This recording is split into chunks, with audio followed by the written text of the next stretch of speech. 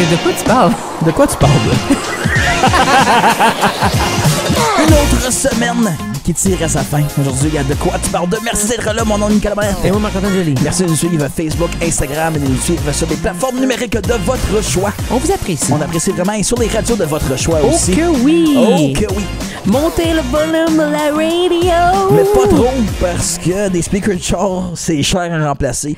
Oui, et ça devient surtout boomy très vite quand tu lèves le son, en général. Ouais, c'est une information qui n'est pas nécessairement pertinente, mais pour moi, elle fait partie de mon quotidien. oui, j'ai une question pour toi. Vas-y. En prétexte de notre invité d'aujourd'hui, Oui. si tu avais à choisir un nom d'artiste, Ça serait quoi? oui, mais pas ton vrai nom.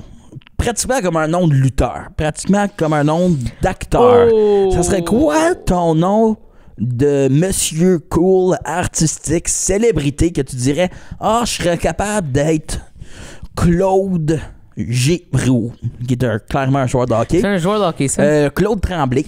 Oui. Tu pourrais être Claude Tremblay. Ce serait quoi ton nom d'acteur, de comédien, de musicien, de personnalité publique qui n'est pas ton vrai nom de baptistère? C'est une excellente question OK? que j'ai pas réfléchi jamais dans ma vie. Non? Fait que je vais y aller avec la première fois qui Oui. vient en tête. Depuis que je suis jeune, je trouve ça malade, le nom Zach. Oh! Zach, c'est toujours des petits voyous, je trouve, en général. Donc D'accord. là, je trouve ça drôle de penser, par exemple... Mais là, moi, je pense Rockstar, là, tu sais, évidemment. Ouais. Fait que, mettons, Zach quelque chose, c'est sûr que t'es comme moi et je vais l'écouter, tu sais, il doit shredder sa guitare. OK. Fait que Zach quelque chose. Zach. Mais en même temps, pas vraiment. Non? Ça vieillit mal, je trouve, ce que je viens de dire. Moi- Ça, c'est moi à 12 ans, genre, la Moi, réflexion que j'ai eue. Moi, je sais ça serait Je quoi. savais que toi, tu le savais. Pour une raison très particulière. Oui. Quand je jouais des jeux vidéo, Oui. et j'en joue encore parfois, mais je jouais souvent des jeux de sport. Oui. Et ensuite, tu crées. Tu crées ton propre personnage. Et là, je créais moi-même. Oui. Évidemment, Nicolas Monette, c'était mon premier athlète. Oui. Et là, quand je finissais cette histoire-là, T'en faisais un autre. je voulais pas recréer Nicolas Monette Ben parce non. que je trouvais ça plate. C'est plate. Mon nom du milieu, c'est Adam. Adam. Fait que j'étais Nicolas Adam. C'est vrai que ça Adams. sonne bien. Nicholas Adams. Nicolas. Oui, tu rajoutes un S. Ouais, parce que aussi Ça les jeux mieux. vidéo, tu le dis en anglais. Ben oui. Fait que c'était ça. Nicholas Adams. Puis il C'est avait vrai que ça toujours sonne une bien. grosse barbe avec des longs cheveux frisés, un peu Oui, gross. chose que t'as pas. Non, grosse barbe, je peux avoir cheveux frisés. Je pourrais avoir, ce serait peut-être pas beau.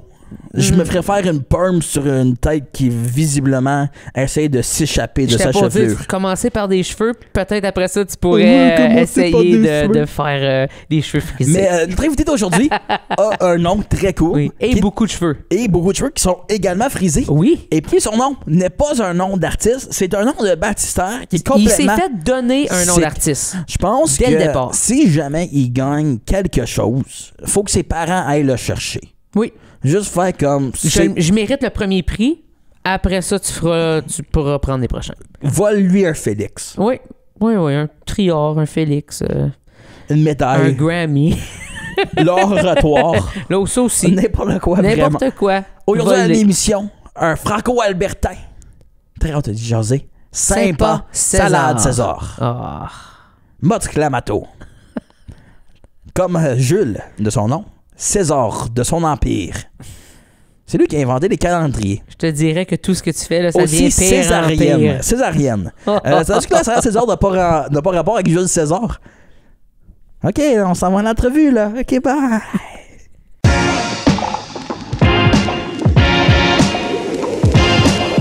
De quoi tu parles?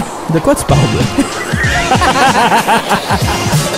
On s'en va faire une autre virée dans l'Ouest parce que Paul Cournoyer, c'est un menteur. Et je pense qu'il y a de la bif avec de la Saskatchewan. Direction Alberta. Est-ce que c'est Calgary ou est-ce que c'est Edmonton? Je ne sais pas, mais ça risque d'être sympa. Aujourd'hui à l'émission de quoi tu parles de sympa, César? Ça va bien? Ça va bien, ça va tellement bien. J'ai complètement scrappé ma joke de Mott Clamato César. Oui, je trouve ça malade parce que, en fait, je trouve ça meilleur ce que tu as fait que ce que tu Ouais. voulais faire. Moi aussi. Ça prouve que quand tu restes dans le moment présent, Ouais. en général, pour toi, en fait, ça fonctionne Oui. bien. Il y a d'autres mondes, ça fonctionne pas bien. Mais Mais sympa, ça fonctionne Oui, bien. mais vraie question. La Saskatchewan, comment qu'on se sent face à ça? J'ai jamais entendu Ben, tu sais quoi, j'ai déjà entendu un peu à propos comme tu sais toute la rivalité entre l'Alberta puis la Saskatchewan, mais vraiment on a nos propres rivalités en Alberta tellement que je vois même pas, tu sais, la rivalité entre les deux provinces. Tu sais, Calgary puis Edmonton, c'est fort. Ça serait comme si l'Ontario on chicane avec le Manitoba. T'sais, on a tellement plus de choses, pourquoi qu'on se compare à eux? Puis un peu la Saskatchewan, veut pas. C'est comme, non, c'est correct. J'adore la Saskatchewan, je pense que c'est une des plus belles places, surtout pour le ciel, c'est incroyable. Oui. Mais après, t'as pas un Edmonton, t'as Saskatoon puis Regina. Pas que c'est des mauvaises places à Non, être. c'est quand même, moi j'ai bien aimé. Pas comparable à comme un New York, un Toronto ou un Vancouver. Mais New York, je te confirme que c'est pas au Canada. C'est un très bon point, ça. C'est pas loin, hein? Mais c'est ça. Mais toi, Franco-Albertin. Oui. Fan des Oilers? Je pense obligatoirement. Tu sais, je viens de Edmonton. Yes. J'ai jamais été immense sur les sports, mais oui, je porte le chapeau, je rep ma ville, puis c'est ça. Il faudrait parler à mes amis de l'université. Eux, ils savent, eux sont forts là-dedans, donc j'essaie juste de m'attacher à eux. C'est ça. Je veux être un des vôtres, je vais m'acheter une casquette. C'est bon, ça. Mais grandir là-bas, évidemment, de le faire en français comme tu l'as fait, puis là, de faire de la musique en français, ça a toujours été un choix que tu voulais faire? C'est-tu venu toute seule? Est-ce que c'est au secondaire? Comment ça a commencé, cet amour-là, ou bien cette relation-là, en fait? Ouais, en tout cas, je dois beaucoup de ça aux organismes communautaires en Alberta. Sont quand même très, très, très efficaces. Oui. Ils font quasiment bien leur job parce que ils ont produit beaucoup d'artistes franco-albertains de cette manière-là. J'ai un peu commencé au secondaire. C'était les cours crédités par le Centre de développement musical. Cool. Qu'ils offraient aux jeunes. C'était comme une formation genre rock band. OK. Donc, tu sais, on vous apprend à jouer des instruments, puis on vous apprend les bases à écrire des chansons, puis vous commencez à écrire des chansons. Peu importe à quel point, à quel niveau que vous êtes, on va vous mettre dans un band avec du monde que vous connaissez pas. Wow. Puis que vous allez, tu sais, apprendre à jouer ensemble pendant l'année. Puis là, tu sais, il y a un but à la fin de l'année. Il y a un gros battle of the bands. On appelle ça la chicane albertaine. Nice. Puis, c'est beau, ça. on bossait plein de jeunes de tout partout dans la province, dans les montagnes, parce qu'on a les montagnes. Oui. Ouais, oui. Tellement beau. On est bossé dans les montagnes, puis on allait jouer des tunes, nos tunes qu'on avait composées nous-mêmes pendant l'année. Puis on s'inscrivait, puis c'était comme c'était un gros battle of the bands. C'était Camp Rock essentiellement que tu as vécu. Ouais. OK. Non, mais vraiment. C'est Camp J'ai Rock. vécu Camp Rock en français. Je sais pas à quel point que ça m'a. Like, I got to be Joe Jonas. That's the dream. That's the dream. C'est moi, ça. C'est moi, la vedette. Wow. Ah, c'est bon. C'est Non, parfait. C'est ça. Donc, ça c'était comme mes grands débuts dans l'écriture de chansons. Puis, surtout, tu sais, il nous montrait, il faisait l'effort que nos formateurs soient des artistes, Cool. soient des artistes de la place qui sont en train d'œuvrer en ce moment. Donc, Paul Cournoyer, t'as mentionné Paul Cournoyer, Yeah. c'était mon formateur quand j'étais jeune. Ah, très cool. Donc, tu sais, je voyais lui qui chantait des chansons en français, puis j'étais comme, oh shit, like, tu peux vraiment faire carrière en tant qu'artiste francophone. Puis dans ma tête, it didn't compute. J'étais comme, like, si je veux faire de quoi en musique, je vais devenir prof, je vais enseigner aux jeunes, I'll give back, you know, that's how. C'est comme ça que tu fais carrière en musique. Mhm. Mais lui, tu sais, il était auteur, compositeur, interprète. C'était ça sa job. Ouais. Tu sais, il faisait ça, il jouait dans les salles, puis j'allais lui voir, lui et son projet, tu sais, Postscript avec Steph. Donc, like, pour moi, it didn't compute que tu pouvais faire ça. Puis là, je lui voyais faire ça, puis ça m'a complètement inspiré à le faire pour moi-même. Donc, j'ai fait la chicane. Je pense que je l'ai fait je l'ai fait à partir de la 9e jusqu'à la 12e. Sure. Et puis après ça, Ils font, j'avoue qu'en Alberta, ils font comme le suivi quand même très bien parce que dès que tu as 18 ans, tu peux faire polyphonique. OK. Qui est une autre version de un peu comme vous avez Rond-Point. Oui. Oui. Alors, c'est ça. Donc, c'est une compétition provinciale pour les artistes franco-albertains 18 ans et plus. Donc, ils m'ont comme acheminé là-dedans. Puis j'ai fait ça, puis ensuite, il y a le Chante-Ouest, évidemment, Oui. qui est l'autre étape régionale avec toutes les autres provinces. Puis après ça, tu sais, évidemment, je suis allé faire le festival de Granby. Le Granby, Ouais. oui. C'est ça qui m'a amené à faire l'École nationale de la chanson Yeah. à Granby. Et puis, j'ai jamais quitté le Québec après ça. J'ai bien aimé ça. J'ai bien aimé... ça me tentait surtout de vivre à Montréal. C'était toujours un rêve. Je venais ici visiter ma tantine puis mes cousins. Donc, c'était comme le next step pour moi, logique un peu. Fait que t'avais déjà de la famille à Montréal, c'est ça? Ouais. Très cool, ça. Fait qu'au moins, tu te sens Moi, j'ai bien une entouré. question. Oui, En vas-y. tant que pur amateur de la scène musicale, Oui. tout le monde parle de Granby. Oui. J'ai jamais été à Granby. Tu as joué à Granby. Tu as joué à Granby. C'est comment réellement? C'est-tu comme plus gros que nature? Jouer à Granby? Oui. Comme dans le festival à Granby. Oui, ben c'est immense, ce festival-là. Oui. Puis j'ai l'impression que c'est comme interminable aussi. C'est long. C'est pas juste 2 jours comme le restant. Puis quand je dis interminable, D'une bonne façon. c'est d'une bonne façon, Ouais. là, excuse-moi. Mais j'étais comme... Non, Exactement, on est d'accord, mais c'est comme tu joues, puis quand tu joues dans ce festival-là, tu sais probablement il y a des gens, il va toujours avoir des gens. Puis c'est comme culte un peu. C'est comme comme un rite de passage. C'est comme la aussi. voix avant la voix. Yeah. Ouais, si tu veux. Genre. Mais personnellement, je trouve que c'est plus un monument que la voix, Ok. selon moi. Comme si... Star Academy d'abord. Oui, exactement. c'est ça. Où est-ce que Julie Snyder était? Yes. Puis là, de faire l'école à Granby, ça c'est comment? Ça, c'était intéressant. D'habitude, ton séjour, surtout avec l'école, avec le festival, ton séjour à Granby, c'est peut-être de 2 semaines. Donc, t'as pas vraiment, tu sais, l'occasion de vraiment côtoyer toute la ville. J'ai vécu là 10 mois. Je peux te dire, il y a des belles parties de Granby. Il y a des parties qui sont moins le fun.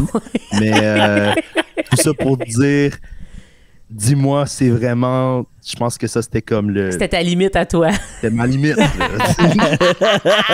Il dit jamais. J'aurais pas pu faire 2 mois de plus. 1 an, Non. puis c'était fini. Bon, vraiment, on était prêts à partir. Mais ça pour dire, c'était une merveilleuse formation. Puis c'est pour ça que je me suis tellement amusé à Granby. Puis pourquoi j'y retourne. Parce que c'était tellement une merveilleuse expérience. J'ai sorti avec des amis pour la vie. Tu passes 10 mois en formation, Ben oui. en résidence d'écriture avec du monde. Vous êtes close. Là, Ouais. Mais c'est ça.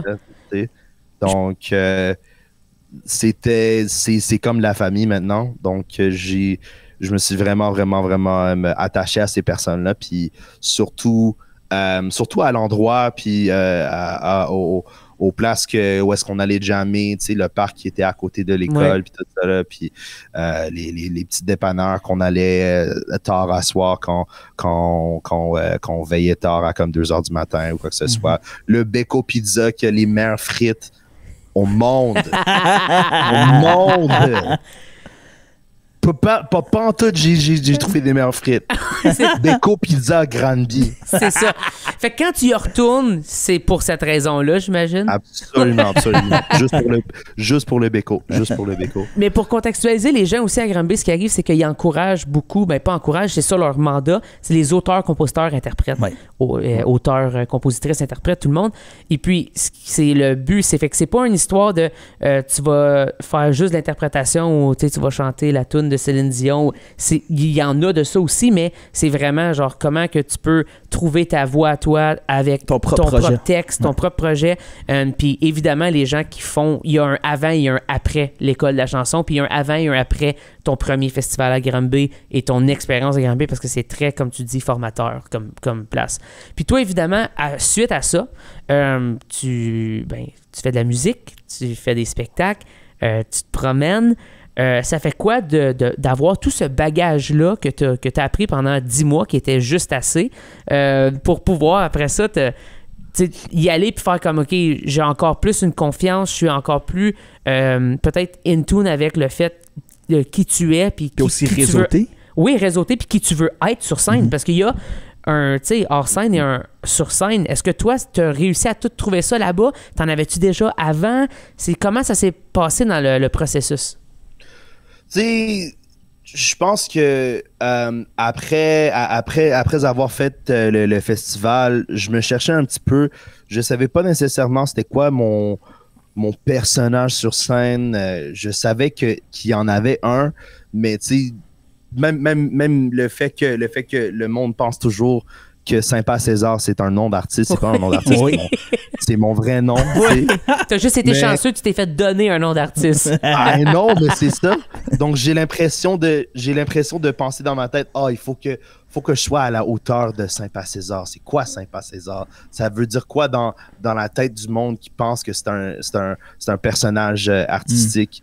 Donc, c'est ça que j'ai essayé d'aller trouver. Puis, en sortant de l'école nationale, j'ai trouvé à quel point que ça s'alignait à la fois avec qui j'étais en tant que personne, mais que c'était une version beaucoup plus exagérée de qui j'étais. Donc, c'était ça. J'ai trouvé mon fameux lab coat.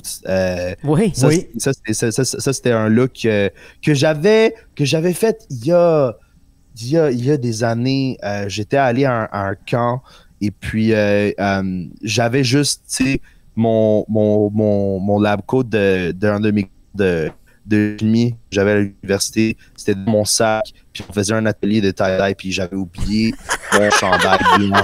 Donc, c'est comme, je vais faire ça avec mon lab coat. Donc, c'est comme ça que ça a commencé. Mais de plus en plus, tu sais, je l'ai vu comme moi qui aime ça mélanger des potions, qui aime ça mélanger des styles, des genres, qui aime ça, tu sais, pitonner avec la musique. C'était vraiment là-dedans que j'ai voulu aller. Puis aussi, tu sais, le côté like crazy mad scientist, like insane, to the point of like c'est très exagéré dans ce côté-là. Mes cheveux qui sont éparpillés puis fucking weird avec plein de différentes couleurs, you know, ça j'aime ça. Moi je trouve ça impressionnant qu'en ce moment tous ses cheveux tiennent à sa casquette. C'est vrai ça. Non, mais ça doit être de la magie. Check. J'ai tout. C'est tout là-dedans. Puis là, si je le remets. Tu sais, la casquette, quand il y a du vent, t'as peur que ça part. Ça, c'est snug, man. Ça va pas nulle part. Bien rempli. J'ai comme une petite marque. Hey, il y a des marques sur le front, pauvre gars. Une marque de casquette, ça? C'est comme porter une ceinture un peu trop tête, mais il l'a sur le front à cause de sa casquette. Ceinture pour ma tête. Fait que t'es toujours en sécurité. Toujours. Aucune commotion cérébrale pour moi. J'ai de la protection. Fait que toi, c'est pas une casquette. C'est comme mon grand-père dirait, t'as un casque. Ouais. Casque. Ah ouais. Mais tu parlais de ta musique, de mélanger les genres. T'as un genre qui est très propre à toi. Vraiment. Ouais. C'est comme il y a comme un vibe quasiment folk, mais c'est pas folk parce qu'il y a de la pop, mais c'est pas pop parce qu'il y a des synths, puis il y a des puis là c'est funk, puis là c'est ci, puis là c'est ça, puis c'est groovy. Puis à t'avoir vu sur scène, il y a vraiment quelque chose qui se passe. Puis on va se dire aussi, t'as plusieurs musiciens dans ton show. T'es pas là tout seul avec ta guitare, là. On s'entend, tu t'amènes le paquet, là. Puis ils ont tous un lab coat. Yes. Et je me suis fait certain que comme on va tout avoir un lab coat. T'as pris la taille de tout le monde puis t'as dit on y va là, full on. Ouais. On est des scientistes et on va vous donner tout un show. Mais c'était de pouvoir jouer de la musique avec autant de gens sur scène, puis de devoir bouger comme ça. Moi, j'ai comme évidemment le spectacle qui est incroyable. Est-ce que c'était important pour toi d'avoir plusieurs musiciens puis de pouvoir partager ce moment-là musical? Absolument. C'est des musiciens que j'ai rencontrés lorsque je suis arrivé ici au Québec. Puis ça, c'est la beauté de ça, c'est que ça s'est vraiment fait tellement organiquement.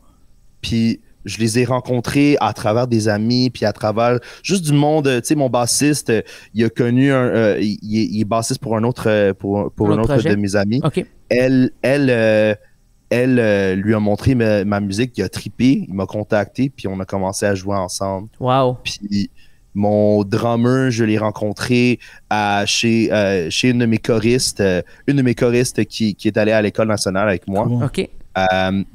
Je l'ai rencontré chez elle pendant sa fête, puis tout ça, là, tu sais. C'était des moments de même, puis c'était des moments humains, comme on s'est rencontrés au niveau humain avant de se rencontrer dans ce contexte musical, dans ce contexte de business, puis tout ça, là. Donc, on est tous devenus amis, puis le fait de jouer ensemble, c'est comme... C'est surréel parce que on se voit sur scène, on se catch des moments, on se regarde parce qu'on connaît les tunes, puis c'est... Oh, like... Tellement, j'ai jamais eu une expérience de band autant incroyable que ça. Puis c'est ça que je pense qui est le plus palpable pendant mon spectacle. Je pense que c'est ça qui donne le charme dans ce qu'on fait. C'est parce qu'on s'amuse, c'est parce qu'on est dans ce grand trip de gang qu'on s'amuse beaucoup. Puis certainement, tu sais, avec la musique que j'ai fait, tu sais, j'ai considéré d'aller faire comme, tu sais, des tracks sur Ableton pour que ça soit un peu plus simple puis plus condensé puis tout ça, là. Mais je pense que le gros band, ça fait qu'on est tous sur scène puis qu'on s'amuse puis qu'il y ait cette jovialité ensemble. Donc, ouais. Puis là, t'as sorti une toune. Il n'y a pas si longtemps que ça. Ouais. En décembre. En décembre. Grosse toune. Au bout de ta langue. Une toune très funky, groovy, très bonne. Oui. Très bonne pour la radio aussi. J'ai entendu plusieurs radios la faire jouer, qui est le fun pour un artiste parce que là, tu te fais payer plus que Spotify.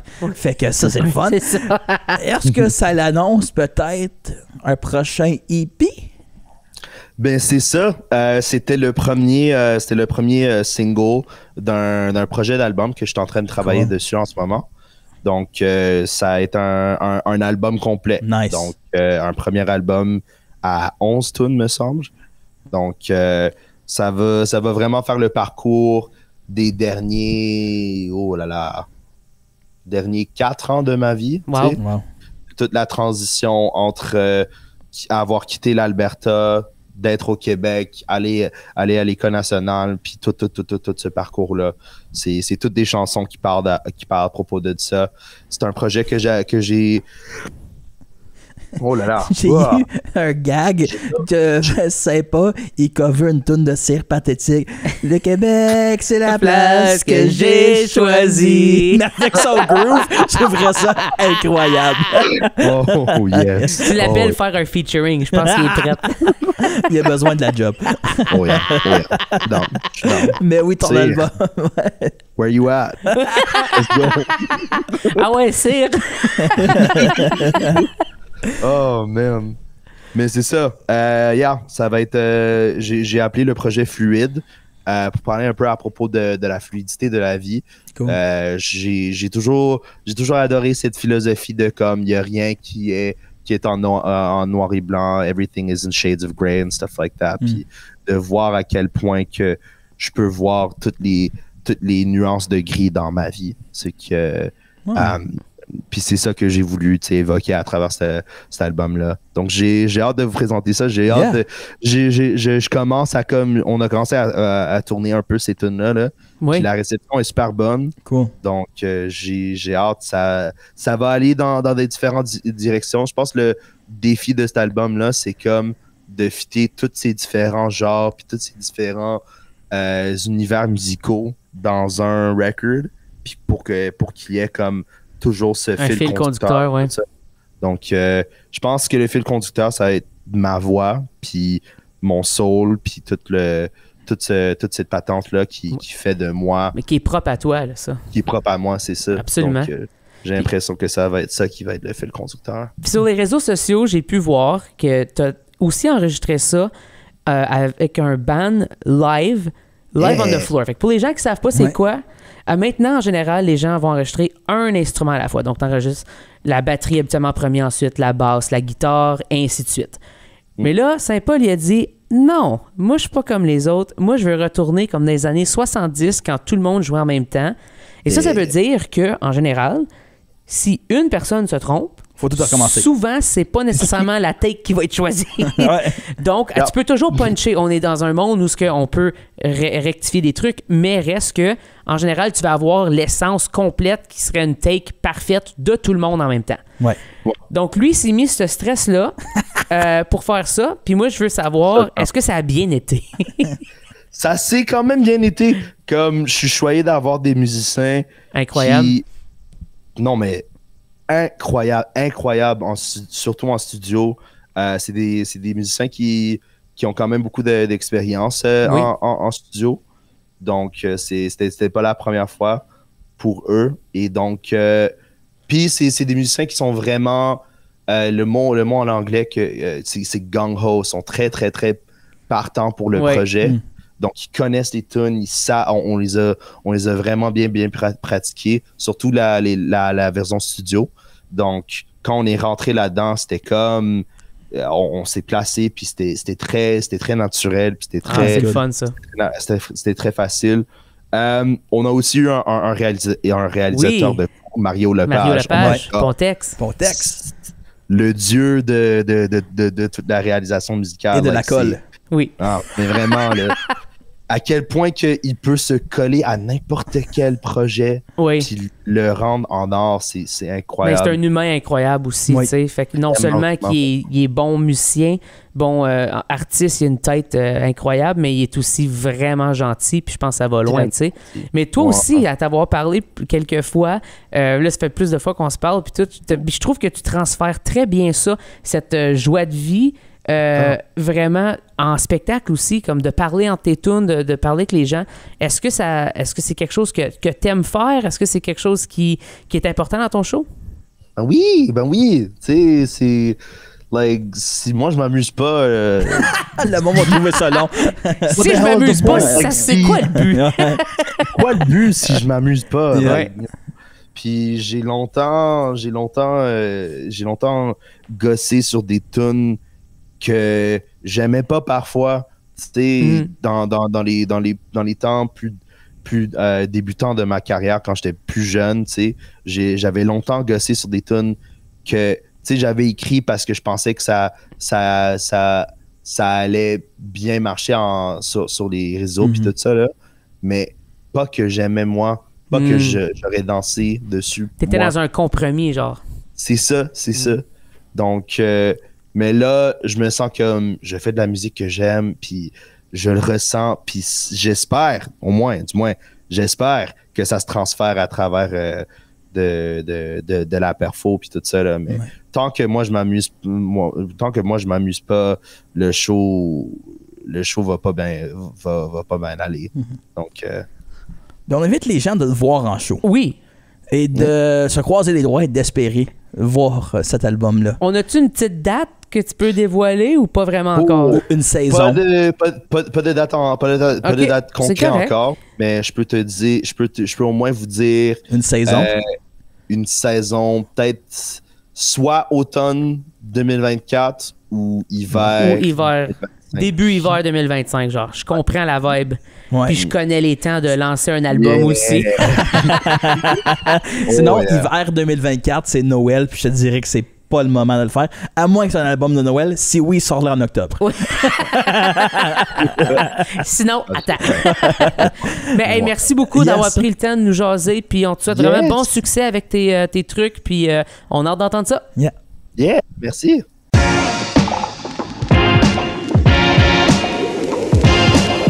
De quoi tu parles? De quoi tu parles? Grand merci Saint-Pas César d'avoir été parmi nous et qui confirme, encore une fois, qu'il n'y a pas de beef entre l'Alberta et la Saskatchewan. Non, ils vivent en communauté, en communauté éloignée, là, mais ils vivent. Non! Ils vivent. Ben, ils sont. Ils sont pas dans un territoire perdu Non, j'ai juste dit parce que c'est loin un de de l'autre. nous. Le Canada, c'est loin, je comprends qu'est-ce que tu veux dire. Oui, c'est parce que moi, tu m'écoutes pas, man. Éloignée. Ça fait longtemps que je vais en parler, tu m'écoutes pas quand je parle. Non, parce que tu dis rien de pertinent. C'est vrai. Mais moi, communauté éloignée, c'est genre, il n'y a pas de chemin pour se rendre, faut prendre l'avion. Je comprends, parce qu'habituellement, c'est comme ça qu'on l'utilise. Je te dirais que c'est le même que le monde utilise de façon générale. Mais j'ai-tu l'air du monde, moi? Je suis pas du monde. C'est exactement. C'est impossible que je fais. Demande-toi pas pourquoi je t'écoute pas. Ah, je sais. Mais qu'il y a aussi eu Paul comme animateur dans ses concours de chansons. C'est le fun. Ben, de voir à quel point, justement, c'est une communauté qui se tient et qui est non éloignée. Oh. Communauté proche. Rapprochée. Une belle communauté rapprochée. Ouais. C'est comme ça que je dis qu'on termine ce podcast. Je pense pas qu'on peut topper avec une belle fin aussi symbolique. Non, mais que la francophonie franco-albertaine. On pourrait, tant qu'à être horrible de même avec notre fin, on pourrait dire que c'était sympa de rencontrer Saint-Paul César. Sur ce, je vais aller... Le podcast fini. C'est terminé. Ciao!